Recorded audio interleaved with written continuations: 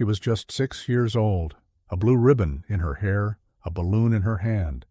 One moment she was laughing near the carousel at a summer fair in Cleveland. The next, she was gone. No screams, no trail, just silence, and a heart-shaped pendant lying in the grass. 15 years later, the lights dimmed at a riverside stage. A young singer stepped up to the microphone, her voice trembling at first, until she sang a lullaby, a song no one else could have known. A mother in the crowd froze, tears burning her eyes, because that was the song she had whispered to her daughter the very night she disappeared. This is the story of a girl stolen in plain sight, of a mother who never stopped searching, and of a voice that would finally bring the truth back to the surface. Before we begin, tell me, where in the world are you watching from? I read every single comment, and I love this connection with you all. Dusk laid a violet sheen over the Cuyahoga as the crowd pressed toward the riverside stage. String lights trembled in the wind from Lake Erie. The Jacobs Pavilion roof clicked and hummed, as if the building itself were taking a breath before the first note. Guitars chimed through sound check. A drumstick ticked on aluminum. Somewhere to the left, a popcorn kettle hissed like rain on hot asphalt. The festival MC read names into the mic, garbled, distant. Then the speakers exhaled warm static. In row G, seat 12, a woman clutched a small heart-shaped pendant so tightly it left a crescent bite in her palm. Helen Lawson had learned to live with a silence that never stopped ringing. 15 summers had passed since the fair at the Cleveland Cultural Gardens, since the Ferris wheel threw spokes of light across branches and a brass band stitched polkas into the evening, since the moment a little hand slipped from hers for less than a minute, and the world rearranged forever. The pavilion smelled of river and fried dough. Behind the stage, the city rose in slabs of brick and shadow. Helen kept her eyes on the cables, on the slack that would lift, on anything but the fact that her therapist had told her not to come tonight. But the local paper had run a small piece about a young singer with a voice like weather turning, and the words tugged at something bright and old inside her, an ache with a specific shape. She turned the pendant over with her thumb. It had been found months after the fair, wedged under the back seat of a retired patrol car that once worked parades. No one could explain that. The clasp was bent. The chain was new. She wore it anyway. She wore it as if metal could answer a question. A roadie wheeled out a mic stand. The crowd rippled. A girl behind Helen whispered, "She's 19, maybe 20. Another voice, "First festival slot." The MC strode back into the lights, his outline sharp as a cutout. "Please, welcome!" Applause rose like heat. "Rachel Lawson." A slim figure walked to center, dark hair tucked behind one ear, jacket scuffed at the elbows. She paused at the line where shadows become brightness and blinked hard, as if the river were throwing light straight into her eyes. The pavilion settled into that soft, expectant focus a stage creates. Rachel lifted the mic, then lowered it, breathing. The band behind her stayed still. Wind dragged across the water and skittered paper cups. Helen's gaze hooked on a tiny detail, a pale mark just behind the singer's left ear, revealed when she moved her hair again. The shape was familiar, not because it was unusual, but because it was exact. A half-moon, the kind of scar a child gets from a tumble and keeps like a stamp the world once pressed onto them. The river's smell swung her back 15 years in one breath. The fair had smelled like sugar, grass, sunscreen, and summer pennies. The cultural gardens were all color and voices that day, aunties in floral dresses, kids jumping from shadow to shadow, a boy selling lemonade from a cooler he'd turned into a drum. Helen held a paper cone of popcorn and the small, warm hand of her daughter. The brass band played something jaunty. Then the tune blurred when a whistle blew near the carousel. Laughter lifted. In the police tent, a fan moaned against heat while a detective wrote, and crossed out and wrote again. "Identifying marks?" he asked without looking up. "Half-moon scar behind the left ear," Helen answered, surprised by the steadiness of her voice. She gave them height, shoes, the color of a hair clip, the song she sang to calm down, the one with the bird that lands on the wrong branch and makes it right anyway. Now, in Row G, Siet 12, that same melody touched the air not as a memory, but as a note.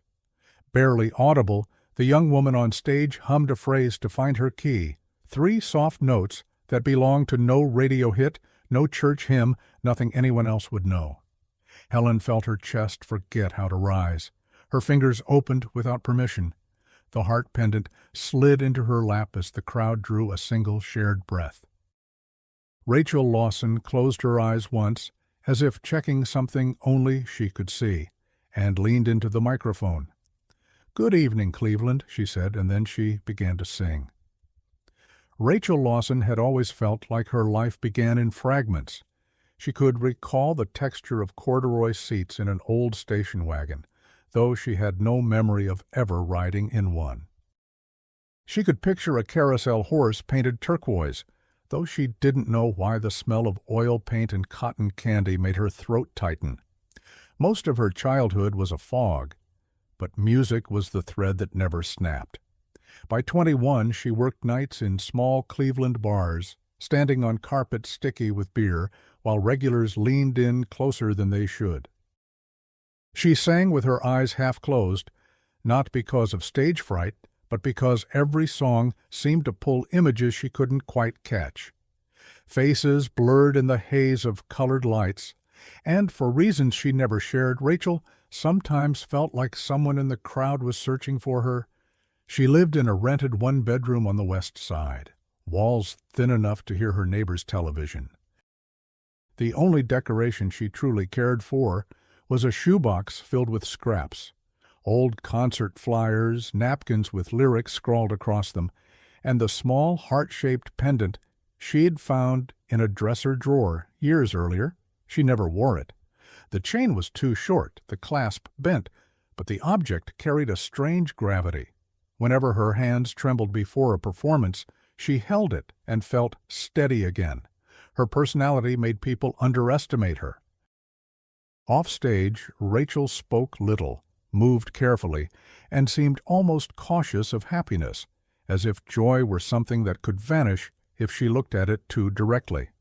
Yet, on stage, the timbre of her voice turned heads. Jack Miller, the bar owner who gave her the first chance to perform, once told her, "Kid, you've got thunder in your throat. When you sing, even the pool tables shut up." Rachel's closest relationship was with Eddie Barnes, that same bar owner. He treated her like a niece, slipping her cash from tips when the crowd was thin, reminding her to eat before shows, nudging her toward bigger stages. He was the first to notice how her scar, half hidden by hair, matched the description in an old article about a missing girl. He never told her what he'd seen, not yet.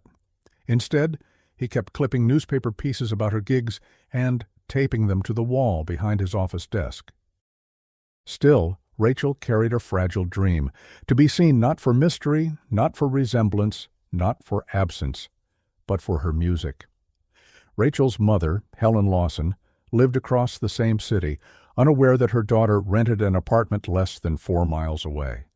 Helen filled her home with photographs frozen at age 6, missing posters yellowed by time, drawings preserved in plastic sleeves. She avoided local venues, unwilling to torture herself with what-ifs. Fate, however, has a way of bending paths until they cross. Rachel, meanwhile, struggled with an invisible weight. She had questions she never voiced. Why did she feel panic in crowded places? Why did the smell of fairground food make her dizzy with longing? Why did she wake from dreams, where a woman's voice whispered a bird-song lullaby, always ending before the last line? Those who met her described her as polite, reserved, almost too careful. But her private world was filled with scribbled notebooks where she poured out lyrics about rivers that swallowed voices, doors that closed too soon, and lights that burned out before the song was done. Sometimes she thought she saw recognition in strangers' eyes. An older woman once approached after a set, hand trembling, saying Rachel looked familiar. Rachel smiled, thanked her, and packed up her guitar before questions came. The word familiar haunted her more than applause ever did. Behind the restraint, Rachel held resilience. She paid her bills, learned her chords, and carried herself with a quiet independence born of necessity. But beneath all of it was a missing piece, something she could never quite name, a hollow that music only partly filled.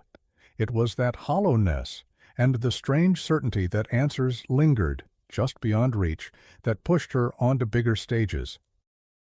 The Jacobs Pavilion show would be the largest of her life, and without realizing it, she was stepping not only into the lights, but into the center of a story that had begun long before she ever knew she was the main character. The morning after the Jacobs Pavilion show, Cleveland's local paper ran a small review tucked beneath baseball scores. Newcomer Rachel Lawson delivers a set both fragile and fierce, voice laced with echoes of something older, something haunting. It should have ended there, a paragraph forgotten among headlines. But for Helen Lawson, the description pressed against her like a hand. Echoes of something older. She cut out the article and placed it beside the missing poster, still pinned to her refrigerator. That same week, strangers began approaching Rachel after gigs. Some only said, "You look familiar." Others stared at the scar behind her ear longer than politeness allowed. One woman insisted she had seen Rachel as a child in a neighborhood miles away. Rachel brushed it off. She had lived with odd familiarity all her life. But now the comments multiplied, piling on until silence could no longer cover them. One night, Eddie Barnes leaned on the bar after closing and slid a manila folder across the counter. Inside lay photocopies of newspaper clippings. 15 years old, ink smudged, but legible. Missing, Rachel Lawson, age 6. Her own name stared back at her, paired with a photograph of a gap-toothed child holding a balloon at the Cleveland Cultural Gardens Fair. The half-moon scar was visible even then. Rachel felt her throat close. "Is this some kind of joke?" she asked, her voice scraping. Eddie shook his head. "I don't joke about kids gone missing," he said quietly. "I kept quiet until I was sure." "But when you sang that song last night, Rachel, the one with the bird, that was the lullaby the mother described in every article, word for word." Her pulse thundered. She hadn't remembered writing the song. It had come to her in pieces, a melody that felt planted in her bones. Now it wasn't just hers. The folder felt heavy as iron. Rachel stuffed it back and shoved it away. "I don't want this," she muttered. But that night, alone in her apartment, she opened it again. Stared at the child's photograph, compared the scar, the eyes, even the tilt of a smile. The resemblance was undeniable. Sleep brought no relief. She woke with the scent of funnel cakes in her nose, though her window was closed tight. She heard carousel music bleeding into silence. Each time she jolted awake with the sensation of a small warm hand slipping from hers, though she had no child, no memory that should produce such a feeling. Meanwhile, Helen's phone began to ring again. Anonymous calls, sometimes only breathing, sometimes silence. Once a man's voice rasped, "She's closer than you think." Caller ID showed nothing but private number. Helen reported it to police, but Detective Raymond Cole, long retired, was the only one who took her seriously. He had investigated the original case until budget cuts pushed it cold. "You know, crank calls spike every anniversary," he warned, yet even he admitted his gut twisted when he read the article about Rachel's concert. Rachel, too, started noticing inconsistencies in her own past. Frank Dwyer, the man who raised her, had always told her they moved constantly because of his work, but old-school records she unearthed listed her under 3 different last names in 3 different states, none lasting more than a year. The handwriting on registration forms looked shaky, as if forged in haste. One evening, Rachel confronted him. "Why is my name Lawson on some papers and Bennett on others?" she asked. Frank's jaw tightened. He muttered something about bureaucratic errors and slammed a cabinet shut. Later, when Rachel checked that cabinet, she found it locked for the first time. At her next gig, a stranger approached mid-song and placed a folded paper on the stage. When she opened it afterward, the note read, "The Gardens know the truth." No signature, no explanation. The words sent her back to that article photo, the Cleveland Cultural Gardens fairground, where it all began. Rachel began dreaming of the gardens almost nightly, of lanterns swaying, of a carousel slowing, of a heart-shaped pendant slipping into grass. She woke with the pendant from her shoebox clenched in her fist, though she hadn't remembered reaching for it. By late summer, whispers followed her wherever she performed. Audiences came not only for her voice, but for the resemblance, the story, the question that hovered unsaid. Who was Rachel Lawson really? The tension reached its peak one night when Helen herself stepped into a dim bar on Detroit Avenue. She did not introduce herself. She only listened. And when Rachel sang, Helen's hands trembled so violently she had to grip the table to stay upright. For in the middle of a verse, Rachel lifted her voice into the lullaby's final line, the line Helen had never spoken to anyone outside the police tent. Helen left before the applause ended, but she knew. She knew in a way that left no room for doubt. Rachel couldn't unsee the photograph in Eddie's folder. The child's smile stared at her from the coffee table, night after night. Sometimes she caught herself humming the lullaby while looking at it, as if the picture itself were pulling the melody from her chest. Finally, unable to bear the silence, she searched the public archives. At the Cleveland Public Library, microfilm machines whirred and clacked. She scrolled through reels of newsprint until her fingers grew numb, headlines blurred together. Child vanishes at summer fair. Community rallies. No new leads. Each article carried her name, her scar, her age. She noted how early reports described a man seen near the carousel, but later editions contradicted that detail. Witnesses disagreed. Some swore they saw a stranger. Others insisted the child left with someone she seemed to know. Detective Raymond Cole, now grayer and slower, agreed to meet her after Eddie called him. They sat in a diner with cracked vinyl booths and the smell of frying onions. Cole studied her face with weary eyes. "I chased this case until my badge nearly broke," he said. "We had sightings in Pittsburgh, Chicago, even Toledo. All dead ends. But—" He tapped the table with one finger. "That scar of yours, that's no dead end. That's the start." Rachel leaned forward. "Why didn't you find me?" she asked, the edge in her voice sharper than she intended. Cole's shoulders slumped. "Because sometimes the world hides what it wants to keep, and sometimes those closest to us build the best hiding places." He handed her a thin folder from his briefcase. Inside were photocopies of statements.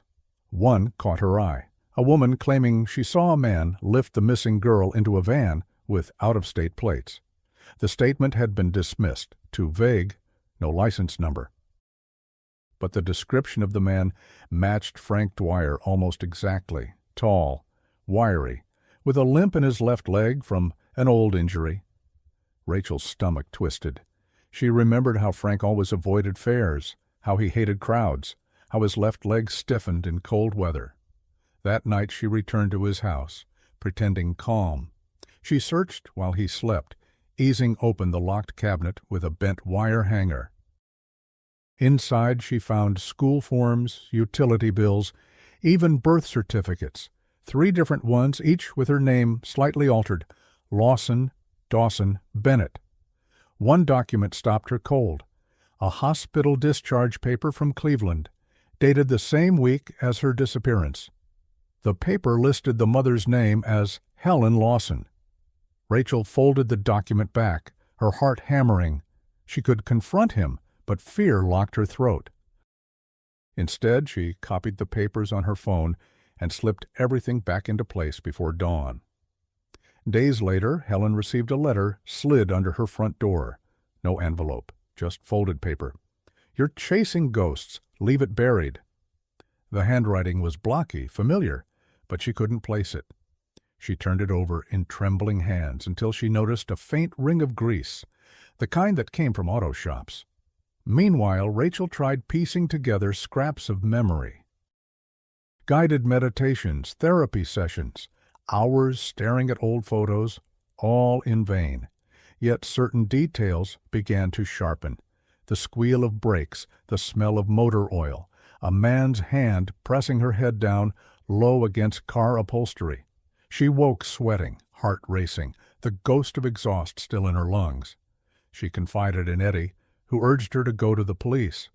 But when she walked into the precinct with Detective Cole at her side, the officer at the desk looked at her with skepticism.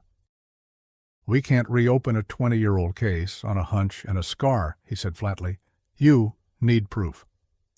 Frustrated, Rachel agreed to a DNA test. It would take weeks for results. Until then, she lived in a suspended reality, neither daughter nor stranger, trapped between histories. Frank sensed her distance. He became sharper, his voice edged with warning. "You're letting people put ideas in your head," he said one evening. "I raised you. That should be enough." His words rang hollow, brittle with defensiveness. At the same time, rumors spread through the music community. Some claimed Rachel was the missing girl. Others said it was a marketing stunt. A local blogger published side-by-side photos, child Rachel at 6, adult Rachel on stage. The resemblance went viral. Crowds doubled, not just for her voice, but for the spectacle of her identity. Every performance became a courtroom, every song a testimony. The pressure mounted until Rachel cracked during rehearsal, collapsing into a chair with her guitar sliding from her lap. "Who am I?" she whispered to no one, the question shaking loose in the empty room.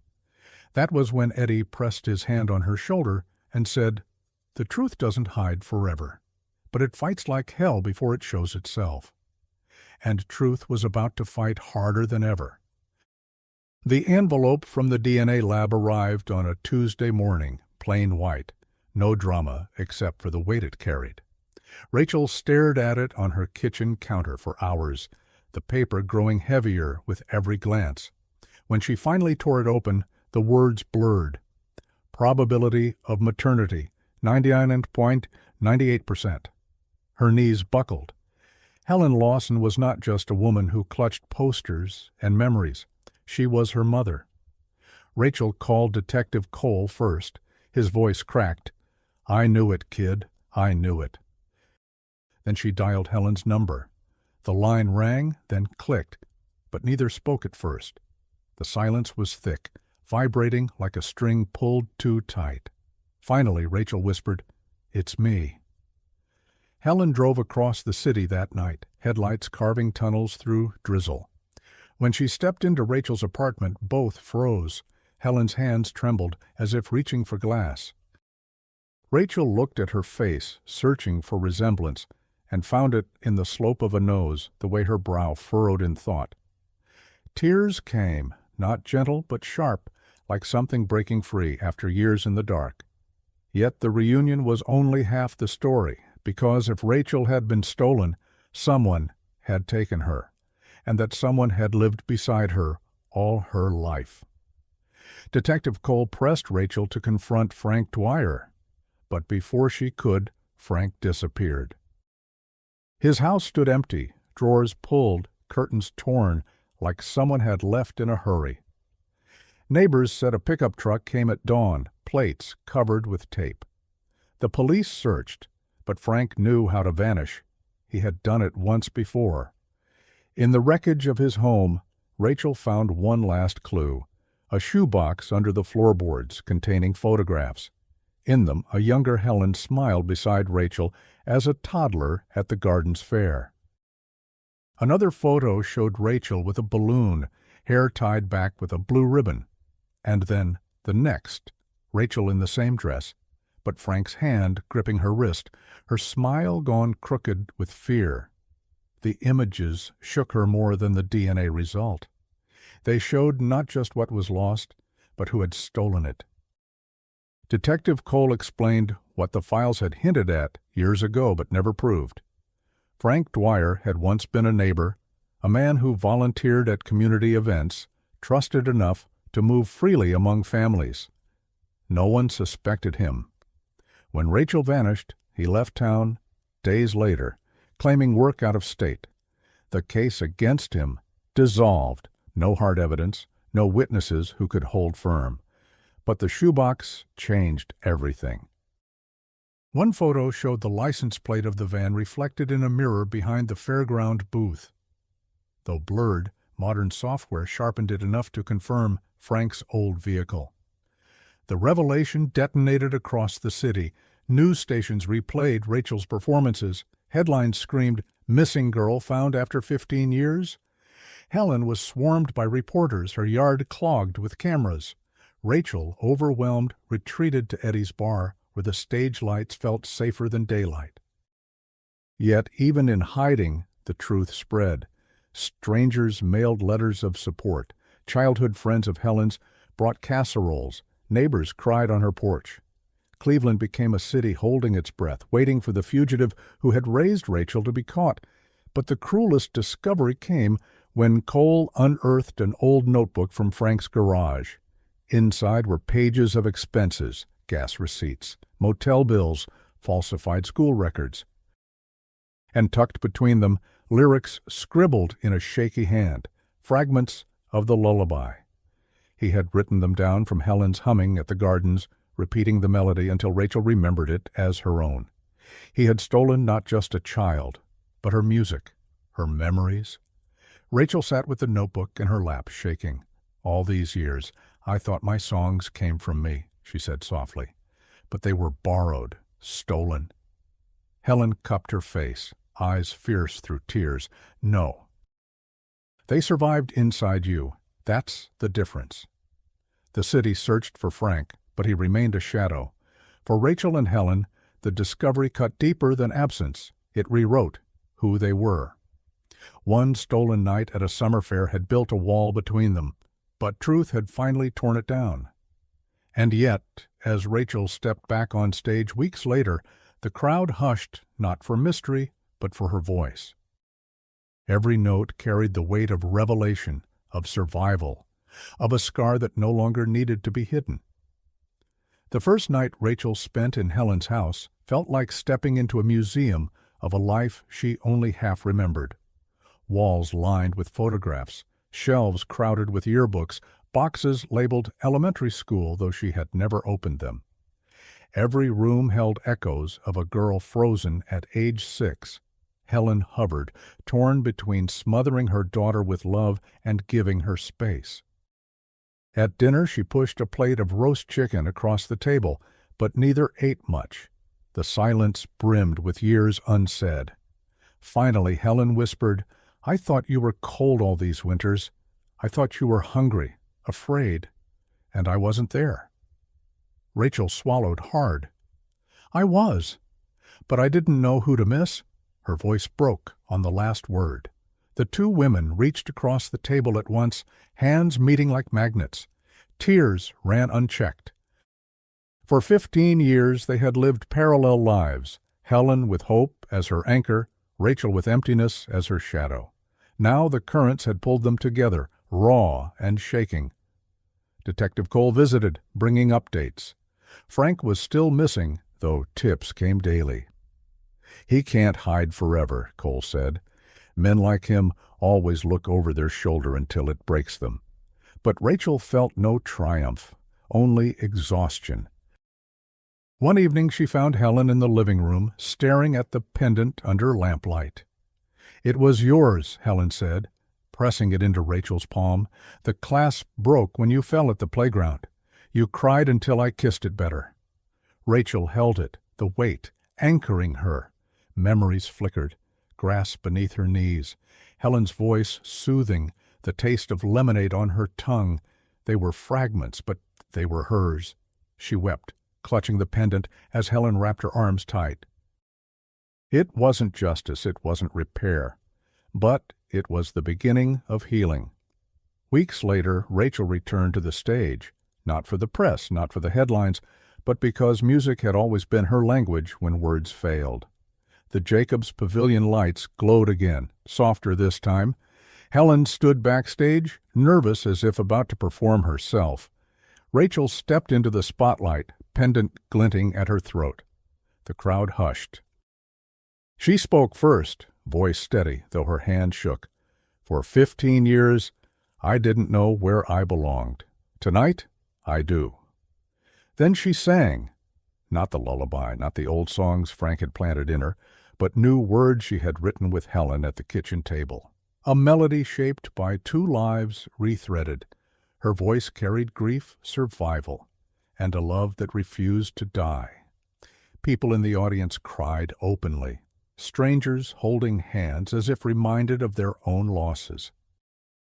After the set, Helen joined her on stage. For a moment, mother and daughter simply stood together, facing a sea of faces that had followed their story. Cameras flashed, but neither flinched. Helen whispered, "They can take pictures forever. I've already got the only one I need." Back at home that night, they sat by the window, the city quiet around them. Rachel asked, "Will it ever stop hurting?" Helen answered, "No, but it will stop ruling you." They leaned into each other as the clock ticked past midnight, a lullaby's final note still hanging in the air. Autumn settled over Cleveland, crisp leaves spinning into the river, the city breathing slower as nights lengthened. For Rachel, the season carried a weight she had once feared, anniversaries of loss, the chill of fairs gone wrong. But now, walking through the cultural gardens with Helen at her side, she felt the air differently. The paths that once held shadows now shimmered with possibility. They stopped near the carousel, long dismantled, its painted horses preserved only in photographs. Rachel closed her eyes and heard echoes, children laughing, brass music tumbling through trees the moment her life had fractured. But when she opened them, she saw Helen's face instead, steady and present. The past could scream, but the present could answer back. Detective Cole joined them, leaning heavier on his cane these days. "Cases like this," he said softly, "they don't end. They settle into people. But what matters is you're here, alive, together." He handed Helen an old police badge, scratched and dulled. "This case made me carry ghosts. I'd like to leave them with you now."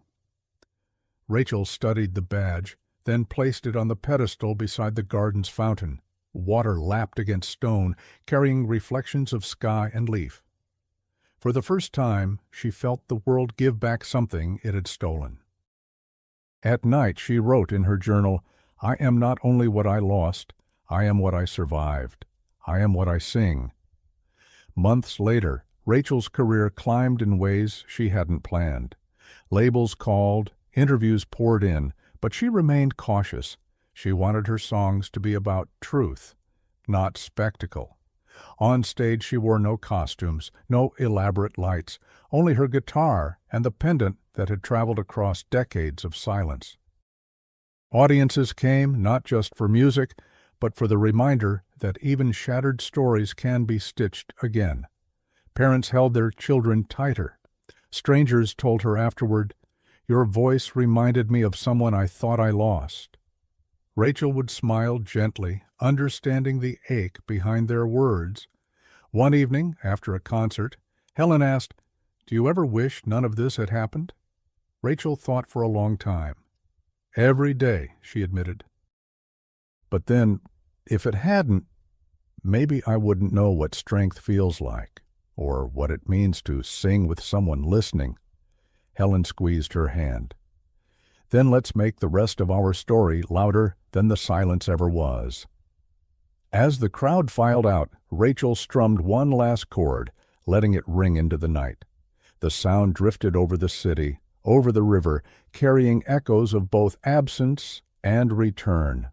The same lullaby that once marked her disappearance now marked her belonging.